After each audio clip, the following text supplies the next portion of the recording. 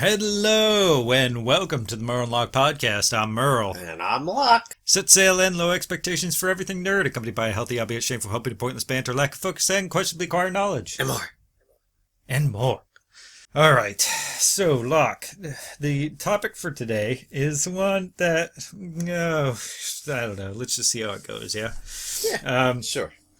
So, Let's do it. So we're all familiar with the fact that that everyone, like I like to believe everyone at least has this inner dialogue.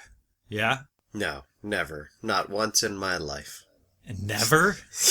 No, I'm lying. Oh, okay. I was like, I'm not crazy. All day, You're every day. crazy. Wait, no, gaslight you into believing it is only Yeah. you. Don't you dare. All right. So this inner dialogue is, I don't know. I always find it really interesting because it's where I find myself having this dialogue, which like I often speak aloud. Especially when I'm, because I live alone and I can talk about this stuff out loud without getting awkward, right? Like without somebody else overhearing and being like, "What are you on about?" So I don't ever face that judgment. I'm sure. I wonder if I could like put a camera up, especially like in my kitchen, like whenever I'm cooking or I'm baking or something like that. That's where like it really flows, because. Yeah, I'm just like doing something with my hands and my head's going to like different places and I'm just like my body's running on autopilot as I'm doing things and my mind is just working like crazy. And if I were to like record the conversations I have with myself, I wonder like how interesting it would be, like if anybody would get a kick out of it. The problem if I started talking to myself, first of all, don't live alone. So that already makes things awkward. But even if I was absolutely to myself, the inner dialogue that you were talking about goes, if somebody else heard you right now, you know how crazy you would sound. Yeah. Now it's now there is always this thing, right, where we have this inner dialogue and then we have this sense of self, right? So like I don't know, I heard this somewhere, maybe I read it somewhere. I can't quite recall. But there's always this critique, right, that you have at your inner dialogue where like your inner dialogue is just you venting like unrestricted and going through all these ideas, these beliefs, these views that you may have.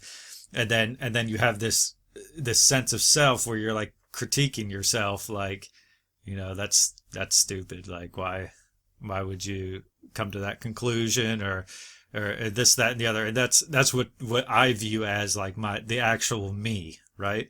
So there's like there's this, I don't know, it's like these three different selves, yeah, where it's like your inner dialogue, which is like all your ideas and everything and like you just making sense of the world as you see it, as you perceive it.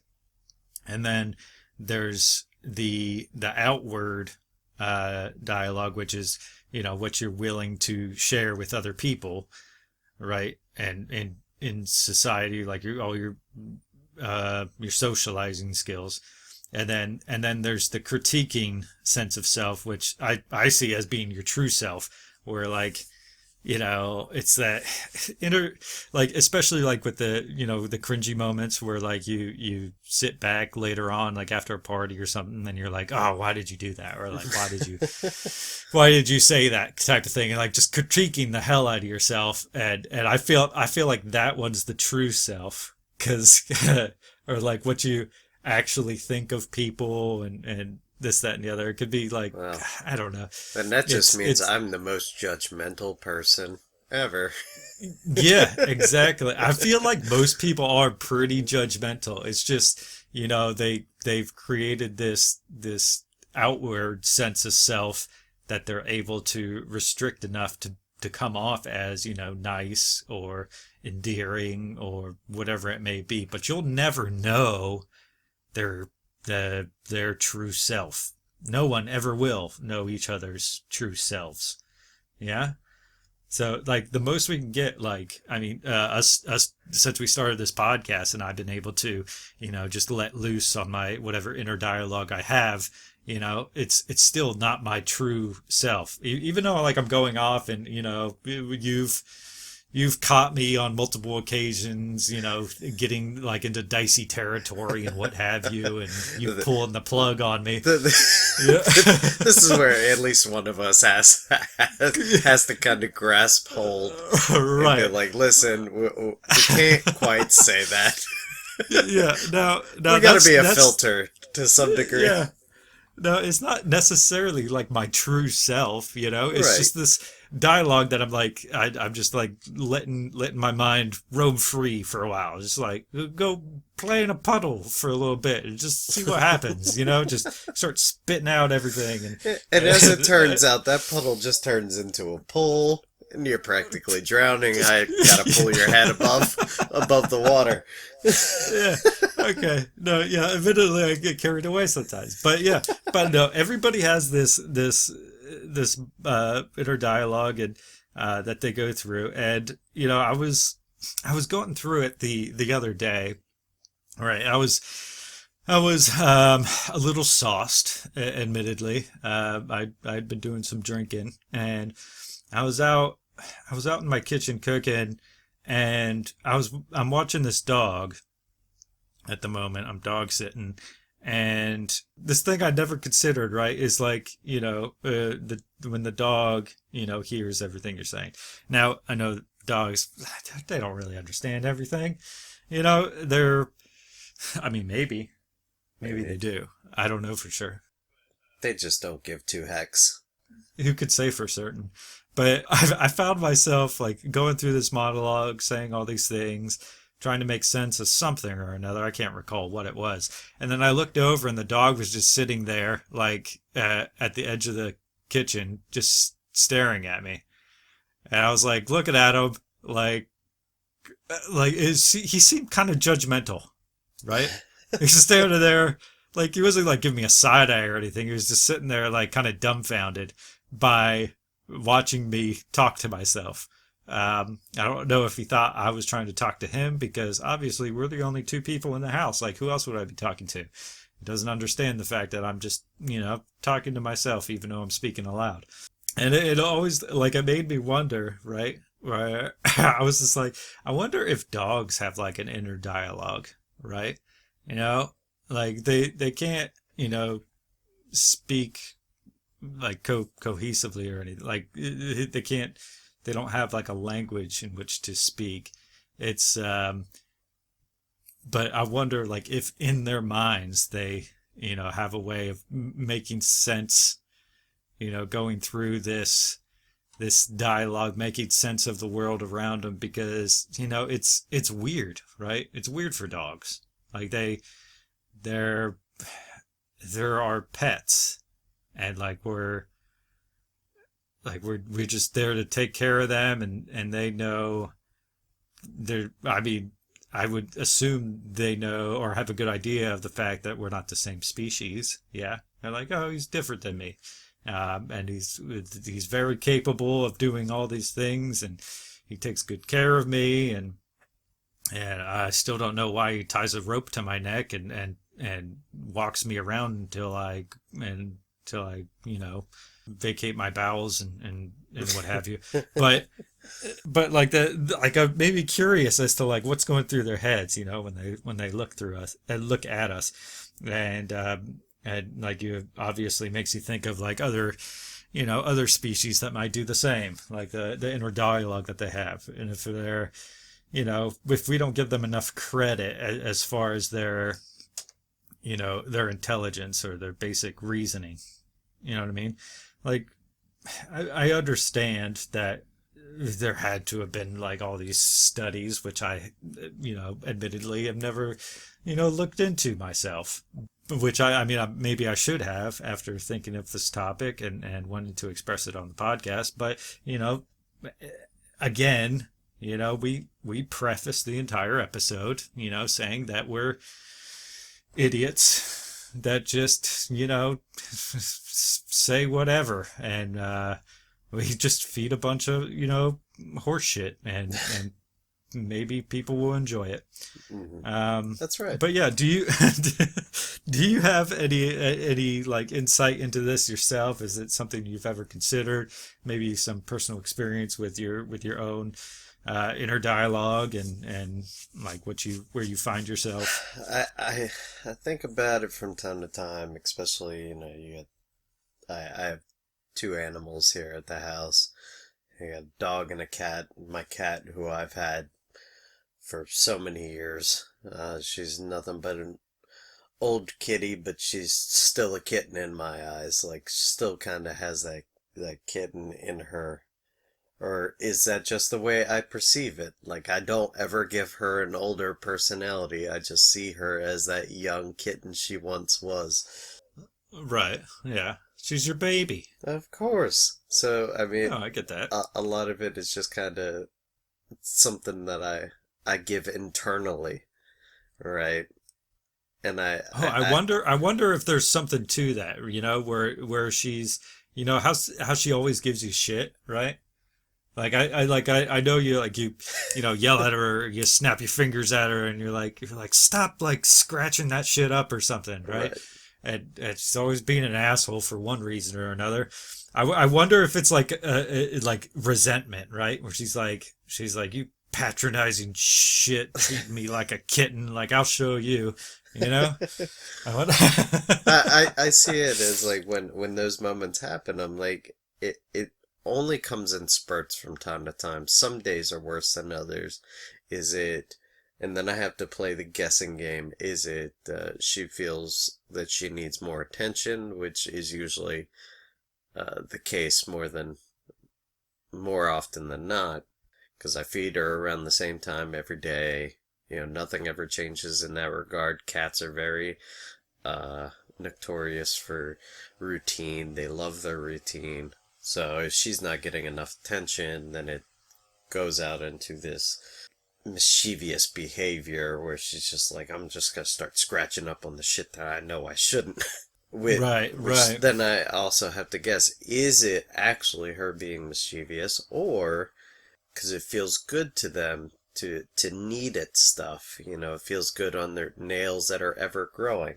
So this is my internal dialogue as my cat's scratching through the furniture.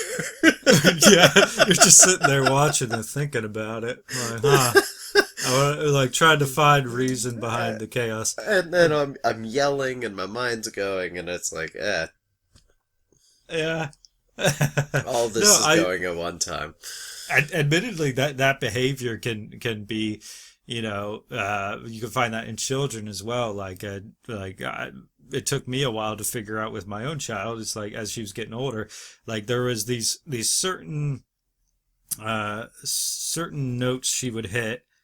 Like, if I wasn't, entertaining her enough, right, she would act out because she knew she would get my attention.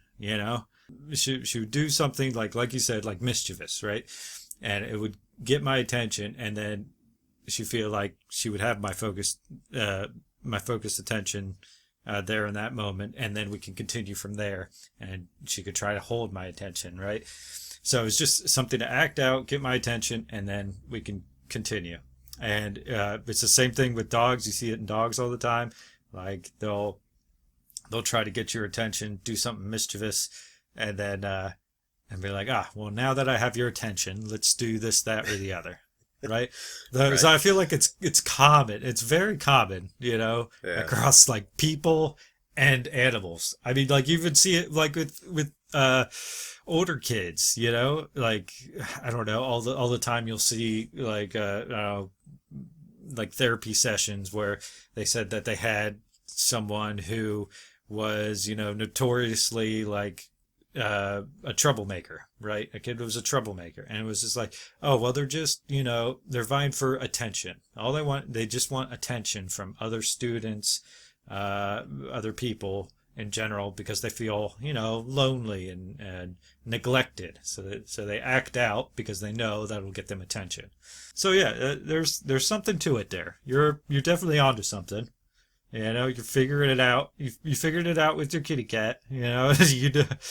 Yeah, I mean, as we do, we just learn these things in our life. We learn about our inner dialogue and what it says. Sometimes it comes up with great ideas. Sometimes not so great. The worst ideas. Well, it's just a natural thing for us to find reason in this world, by having this inner dialogue and conversations with ourselves to be able to, suss out, why things are the way they are. And, the more you follow that trail, I feel like the more, I don't, like, part of me wants to say, like, the wiser you'll get, right? Like, you gain wisdom through experience, not necessarily like the experience yourself, but after experiencing it, whatever it may be, you find reason within, right? And therein lies wisdom. Yeah? Yeah. That makes sense in my head, at least, perhaps. So, so I feel like we've already came up with the conclusion that, your cat acts out not out of resentment or spite because of your patronizing perception of her, never growing up. Right. You don't respect her as an adult cat. Right.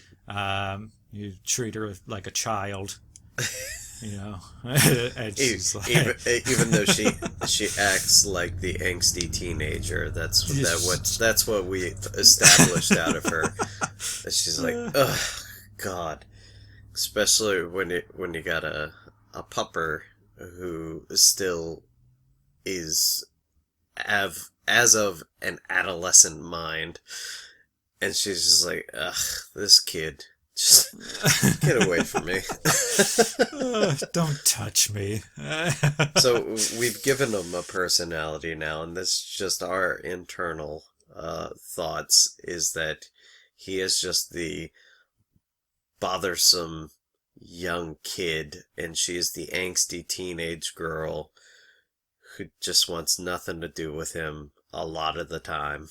Yeah, it's I don't know. Animals are pretty interesting, right? As far as their personality goes.